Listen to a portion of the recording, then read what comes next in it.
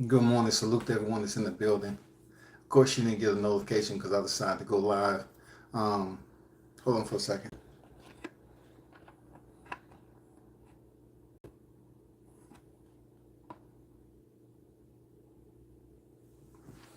I decided to go live and talk a little boxing talk this morning. I'm not going to have too long or whatever, but I just want to address some of the hocus pocus that's going on in the sport once again. Now, listen up, y'all. You've been around here long enough to know how it works, right? This is what I'm trying to tell you. The whole process and boxing news being released on the upcoming fights, it's always the same story. That story is it's a plot, it's a twist and a turn. It's a one storyline to the next storyline. Why are we sitting up here trying to think if Ryan Garcia and Gervonta Davis is going to freaking happen? Listen to what I'm telling you all. Listen, why are we still sitting up here falling for the hocus pocus and the magic tricks all the time in the sport of boxing? Aren't y'all tired? Aren't y'all fatigued of that shit, dog? This stuff never stops, man. Listen, I'm just trying to speak some logic into intelligent minded human beings and help you understand. Don't get too close to where we at right now in boxing. Don't get too close to it, man. Big Blunts and Boxing on deck. What's good with it? Bruce Gas Boxing Jazz in the building. Blunts on deck. The Exo Factory on deck. Salute to you. What's good to everyone that's in the building?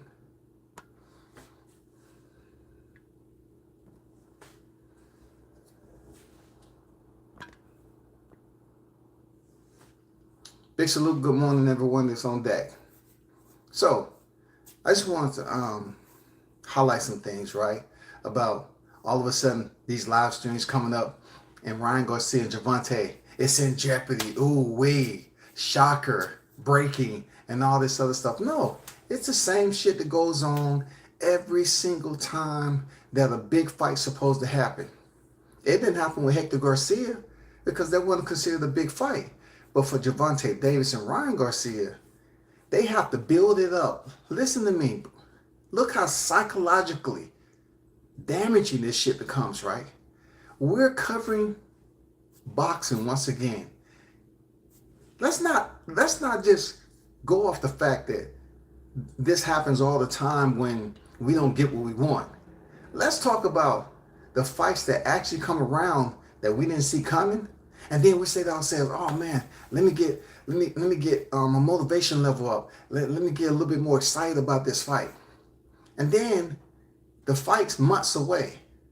So from February all the way to about the roundabout when this fight's supposed to happen, it's going to be ups and downs, twists and turns. It started off with what? Oscar De La Hoya saying the contract better be here by Monday or else. They get the motherfucking contract. They supposed to have signed the contract or whatever they did. They still saying the contract isn't signed. Now the contract is in jeopardy all because of a potential rematch clause. Listen, all because of potential rematch clause, man. This is absolutely foolish, bro. The way this shit continue to go down when it comes to boxing media, why the fuck can we not just get the fight that we want sometime? And this seems like a pretty easy one. You know what I'm saying? This seems like a pretty easy one. The history's there.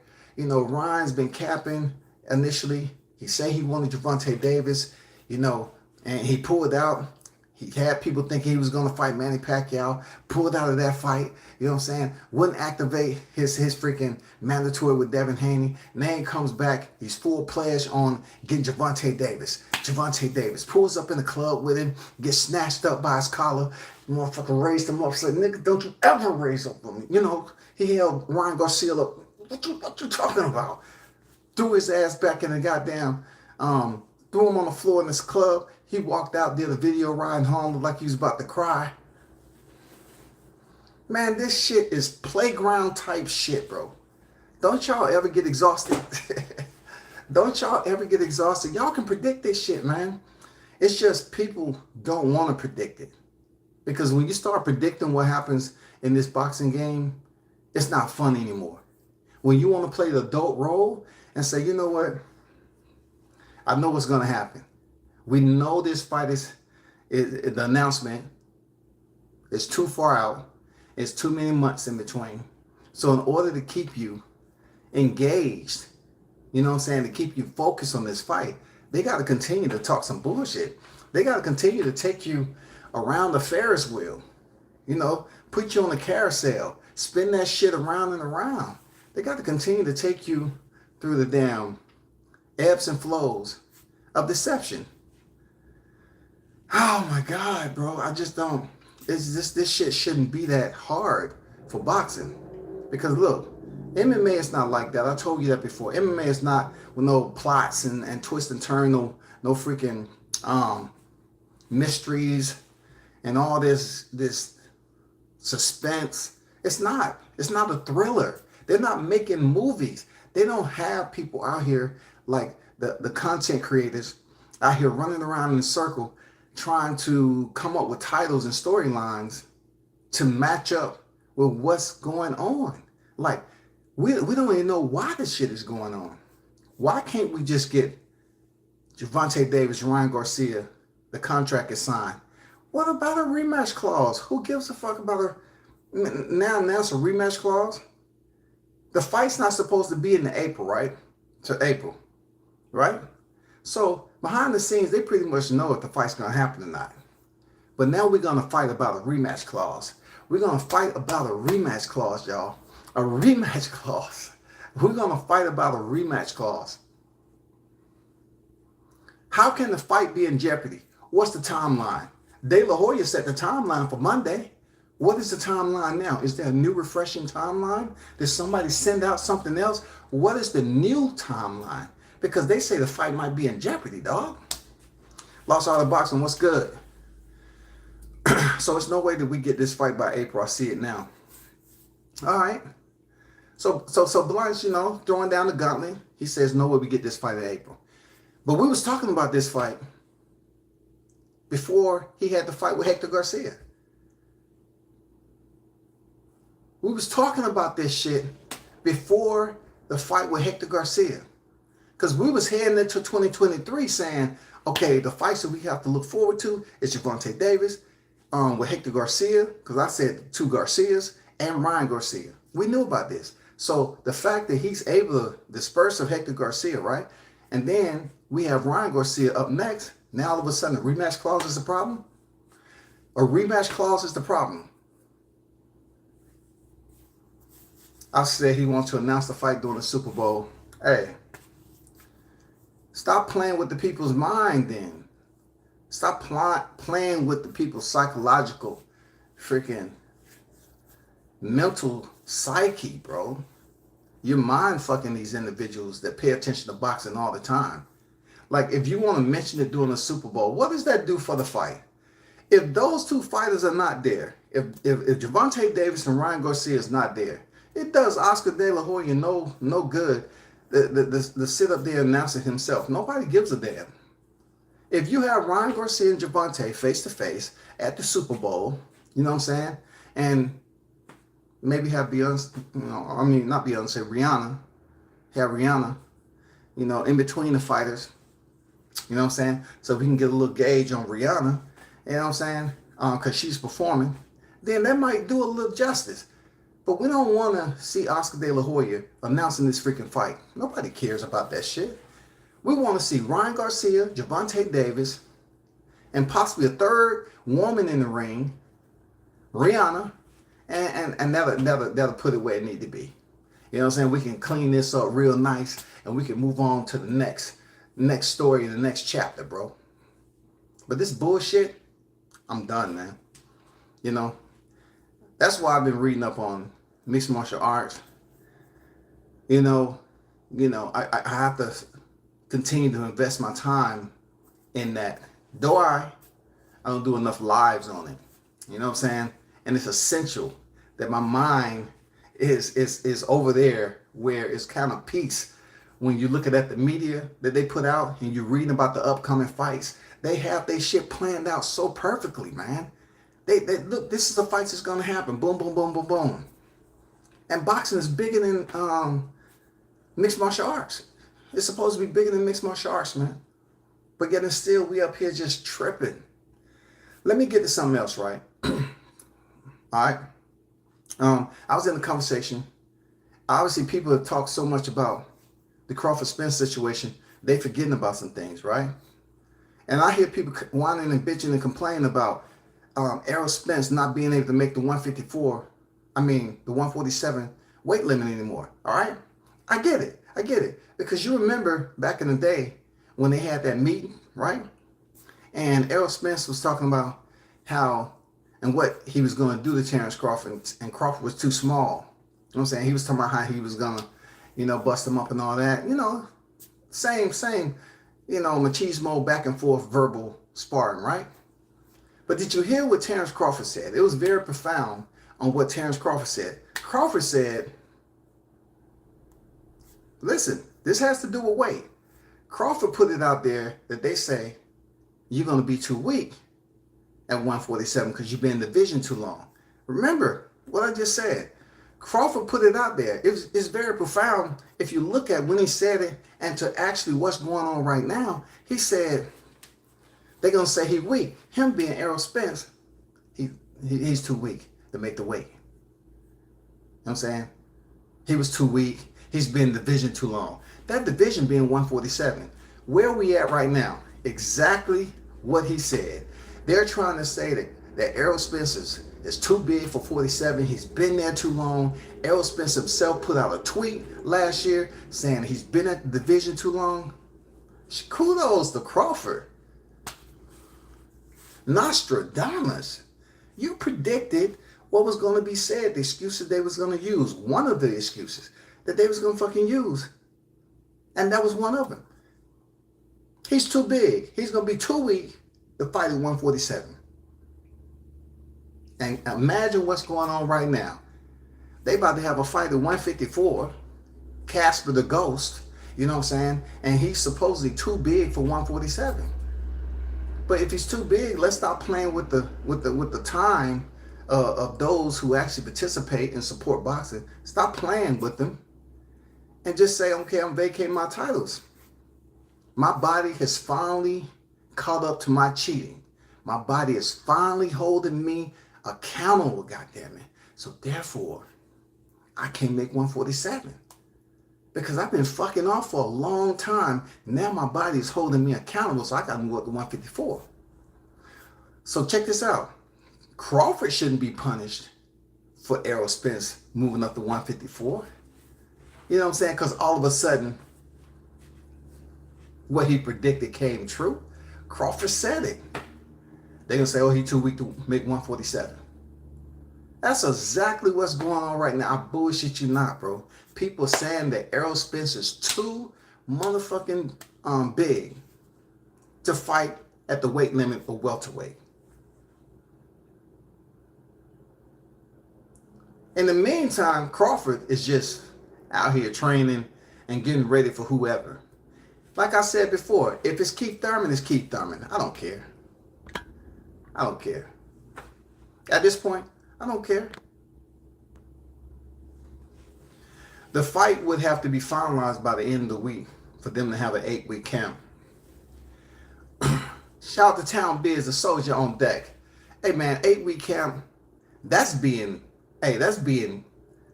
giving. You know what I'm saying? An 8-week camp, that's not something that's mandatory. If they get an 8-week camp, that's being nice. So for them to sign the fight, I'm just looking at it like they're already in camp. If they truly know they're fighting, they're already in camp. You know what I'm saying? But yeah, 8 week is being nice. You know what I'm saying? 8 weeks for a fight of this magnitude, very, very essential, very accommodating, and I really hope that that's the case. But what I don't want to happen is continue magic show that boxing put on all the time. Now, back to what I was saying about Crawford and Spence. I look at it like this. Whenever you hear the media out here, it's not going anywhere, y'all. The content creators, those super feminist movement that's out here, right? Yes, the aerosexuals who basically push the narrative straight off emotion only. They're strictly off emotions, bro. Strictly off emotions. Don't let them get to you. Don't get upset. Don't get upset with that shit. Continue to be the intelligent human beings you are. You know what I'm saying? Continue to handle these emotional situations with poise and class, man. Because look, don't ask yourself no more. Don't say, I wonder why these guys are so angry and agitated. If you are pro Spence fans, why aren't you happy? Hey, be happy with yourself. You're always angry. Do you see them? Look at all these shows that's talking shit and running a smear campaign about Bud. They're miserable. They're absolutely miserable, y'all. If you go to a channel where they're talking about Bud Crawford, right? We're pretty much joking around. We're talking about, the nonsense that these channels are putting out. But have you ever took notice to these channels who are out here saying the same freaking thing all the time? They're angry, they're miserable, man, they're cussing, yelling. They want to debate every Bud Crawford supporter in the YTC. That's what they want to do. I'm not even gonna waste too much time on it. Just remember what Crawford said. They're gonna pretty much put it out there that he's too weak to contend at welterweight. That's pretty much what's going on. All right. So it's Super Bowl weekend, man. Real talk. If they announce Tank Davis and Ryan Garcia, I'm gonna be happy. I still look at it like it's a change of the time with this fight. It's a change of the time seeing Ryan Garcia, who in my opinion, based off of Manuel Targo, you know what I'm saying? Javier Fortuna, times is changing boxing. Now you kind of have to bring up another register and try to put together what this fighter has done to get in the ring with somebody like Tank. And the only thing I can tell you with Ryan Garcia is that he pretty much had gained a following outside of boxing. Somewhat like the Paul brothers and everything. He has a social media following. I can't say he has a country behind him. I think Mexican Americans fuck with Ryan Garcia. He's still young. He has that young, age group when it comes to the boxing fans. Okay, cool. But as far as what he's accomplished in the ring, it doesn't add up, so to speak, for a fight of this magnitude. But for somehow, some way, all the videos that he made, you know what I'm saying? All the goofiness. It's got him to a point where if he's able to step up, right, for one of the title fights of his career, and it's going to be in a stadium, I have to ask myself, is he ready? Is Ryan Garcia ready to ring walk in a stadium with that many people? Is Ryan Garcia ready? We know Tank is ready, bro. Tank is ready for the spotlight. But is Ryan Garcia ready to make a ring walk with that many people cheering him on? Do you remember the face that Rolly Romero made when he heard all those people cheering when he fought Tank? He was lost. Dude was up there spinning around, going from rope to rope. He was like an Energizer bunny in that motherfucker, dog. And I said, what is going on with this dude? He's nervous as hell. I'm wondering how much of effect is that going to have on Ryan Garcia? Is he truly ready for the big time? Is walking into that arena, wherever they fight, we don't know, whenever they lock it in, is that going to be one of those times where, he have an epiphany or something? He starts thinking about all the places he's been, and none of them add up to this moment right here. Is he going to have an adrenaline dump when it's all said and done? Because he has not been on the stage, and he has not been in the ring with somebody like Gervonta Davis. Not at all. He has not been in there. Look, I wish them both the best. You know what I'm saying? Gervonta Davis and Ryan Garcia. I have no reason to sit up here and hope Gervonta Davis don't make it to the ring. I just feel that his credentials, his resume, isn't A plus. There's no equity there when it comes for him linking up with Gervonta Davis. But at the time, boxing has changed. It's turned the corner, and a lot of fighters are getting fights with fighters who actually put in the work. You know what I'm saying?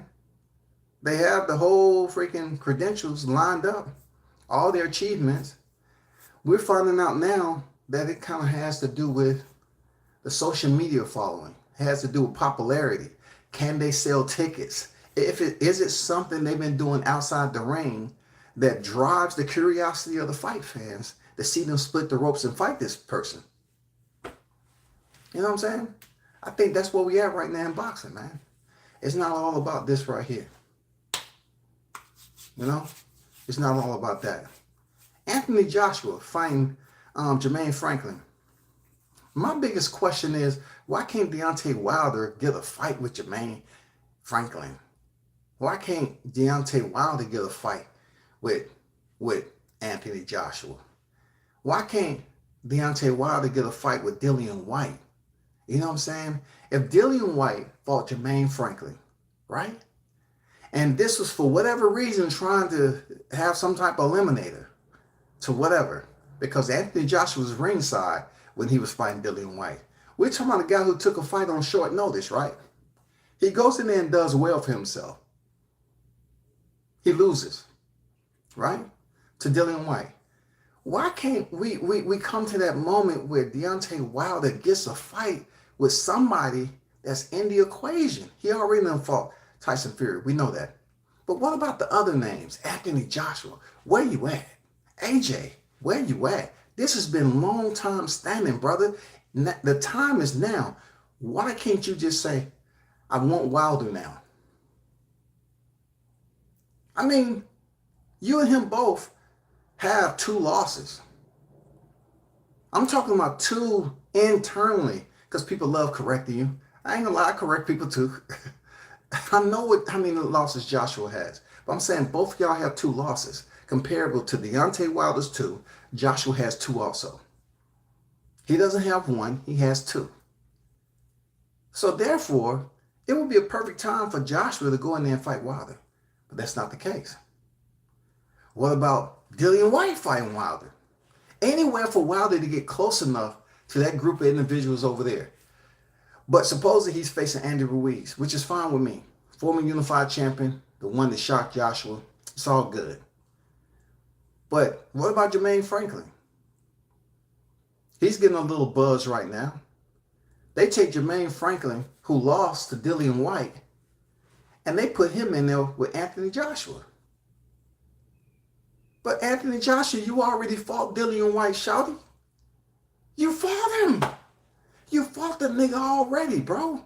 Why are you fighting a common opponent of Dillian White and Anthony? You've accomplished more in your career. Explain that shit to me. Why are you fighting a common opponent of Dillian White and you have accomplished more than Dillian White in your career, bro? That's called protection. I ain't gonna lie, that's called protection.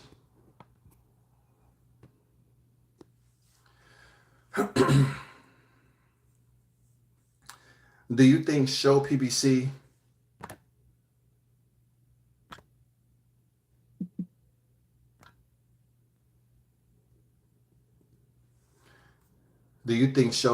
should have control of the rematch clause if Tank loses the first fight?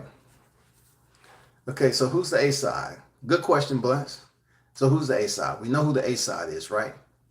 So we talk about A side control and any other narrative, the A side controlling everything, right? So absolutely. Isn't that the reason that they want to talk about one of the reasons as to why Spence Crawford didn't happen? Because they wanted to put a rematch clause in there, or they didn't want a rematch clause, whatever. And they wanted to put all these stipulations because they was the A side, right?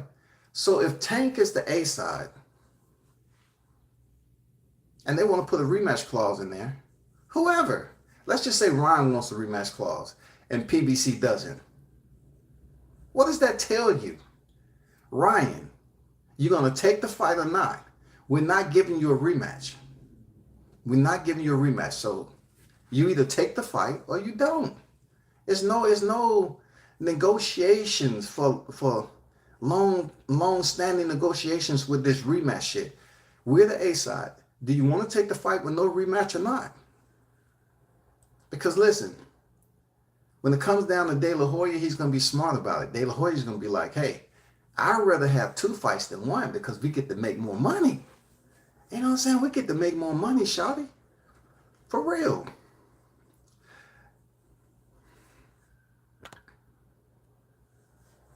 I see what you're saying. Tank is the A side for the negotiation to his terms of control in the rematch should be met. I'm just saying the A side cannot be ignored when we use it for every other matchup. We use it for every other matchup, y'all. Why not use it for this matchup? It ain't nothing different.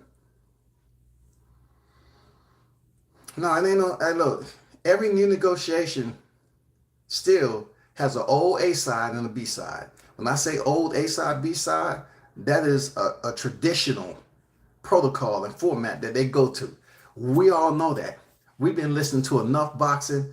We all know the traditional format that they go off of as far as leverage when it comes to negotiation is Alpha, Bravo. It's not too much. It can be a new negotiation all day long, but nah. It's an A side, B side. Whatever happens during that negotiation, let's just say, each fighter get 50-50 guarantee. Still, there's other terms that has to be met that's pretty much being controlled by the A side. That's pretty much what it is. Hey, y'all hit the like button if you're in the building. That's pretty much the way it goes. But for me, Ryan Garcia has to know, if you want to fight with the man, Tank Davis, you're going to have to make some type of compromise. I don't see this shit just being 50-50 across the board, leveled up. If that's how it's going, then I can see how Oscar De La Hoya can say, well, let's have a rematch clause to get a 2-for-1. Let's get a rematch. Let's get a rematch clause in here because it's going to be big money. If they saying what they're saying, what they're going to do, going to Allegiant Stadium, man, that's huge, bro. If they can break records like De La Hoya believing they're going to break records, that's fucking huge, man. Seriously, that's huge. So the only thing we can do is just sit back. Don't let the stress, bro. All of you that's out there, don't let the stress of the twists and turns, man, get you discouraged. Because that's what boxing media does. You just get shit that's just put out here in the media, and they 1 minute we hearing that the fight is happening. Oscar De La Hoya got the paperwork. We're like, okay. And then all of a sudden, oh, the fight's in jeopardy. That's the same shit we heard with Spence Crawford, bro. It's the same shit. The fight's in jeopardy. Uh-oh, the fight's in jeopardy. Uh-oh, the fight's in jeopardy. Uh-oh, the fight's in jeopardy, dog. I have to sit back and just, I'm looking at mixed martial arts news, and I'm just, glancing over the boxing, articles that's out there. I'm like, I'm trying to find some news like that in MMA, right? Where they're unsure of upcoming fights that people want to see. None of them. The fights is going to happen. The fights is going to happen. I mean, like, they have some crazy fights coming up. Like that. Man, I can't even get into it because this is not a mixed martial art show, but Alexander Volkanovski moving up to 155. Come on, man. That's a huge fight. Potentially Triple C, Henry Cejudo coming back and fighting Aljamain Sterling at 135. That shit's crazy if it happens, So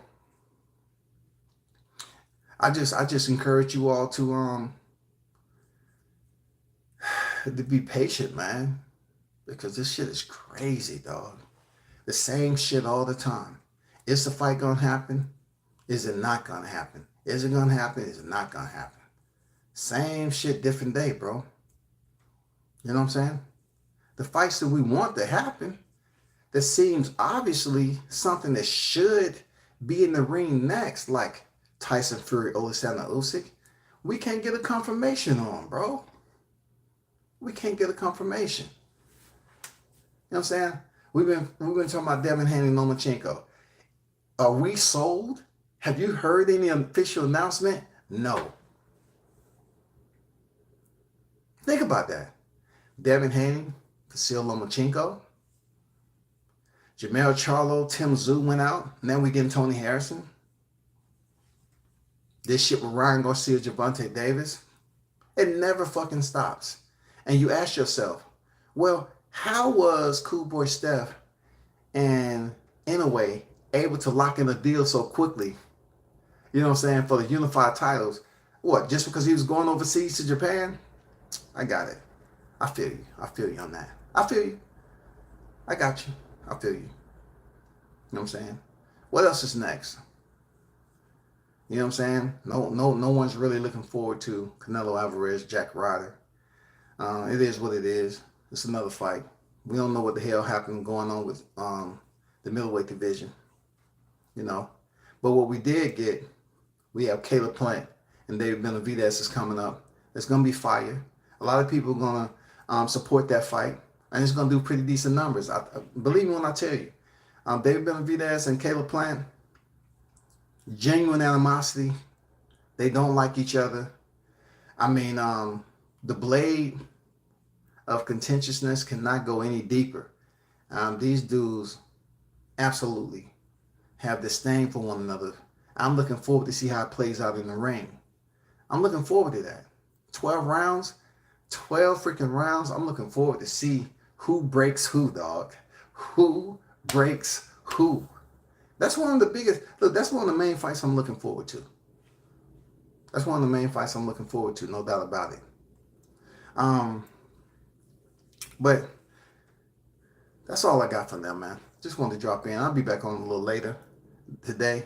But y'all continue to hold it down. Appreciate y'all supporting the channel. Hit the like button on your way out. And once again, turn up and tune in. World Combat Sports. Call Side Kilroy. You already know.